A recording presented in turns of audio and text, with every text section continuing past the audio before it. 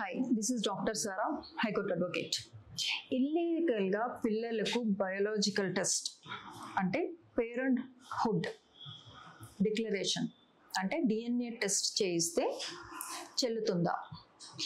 ఒక కేసులో ఒక తండ్రి ఎవరైతే ఉన్నారో, వైఫ్ అండ్ హస్బెండ్, పిల్లల తండ్రి ఎవరైతే ఉన్నారో ఆయన తన భార్య మీద చాలా కాలంగా అనుమానంతో ఉన్నాడు.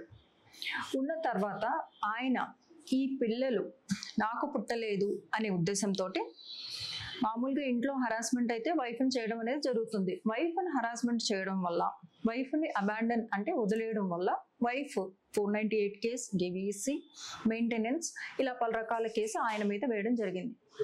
ఇలా జరిగిన తర్వాత ఈయన ఈ పిల్లలు నాకు పుట్టలేదు అని కోర్టుకు ప్రూవ్ చేయాలనే ఉద్దేశంతో పిల్లలకు ఇల్లీగల్గా అంటే కోర్టు పర్మిషన్ లేకుండా బయోలాజికల్ టెస్ట్ అంటే పేరెంట్ ఎవరు అనేది ప్రూవ్ చేయడానికి ఒక ప్రైవేట్ సంస్థను అప్రోచ్ అయ్యి పిల్లలకు బయోలాజికల్ టెస్ట్ చేయించి ఆ ప్రూఫ్ ఏదైతే ఉందో ఈ మెయింటెనెన్స్ నుంచి మిగతా కేసెస్ నుంచి తప్పించుకోవడానికి కోర్టు ముందైతే ఆ పేపర్స్ పెట్టడం జరిగింది.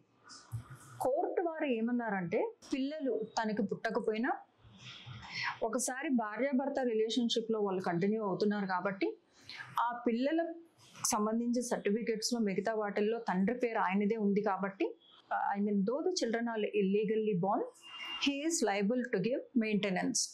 ఆయన పిల్లలకు మెయింటెనెన్స్ ఇవ్వాల్సిన మోరల్ వాల్యూస్, మోరల్ రెస్పాన్సిబిలిటీ అయితే మాత్రం తండ్రి మీద ఉంటుంది అని కోర్టు జడ్జిమెంట్లో చెప్పడం అనేది జరిగింది. ఇలాంటి లేటెస్ట్ అప్డేట్స్ కోసం ప్లీజ్ ఫాలో us.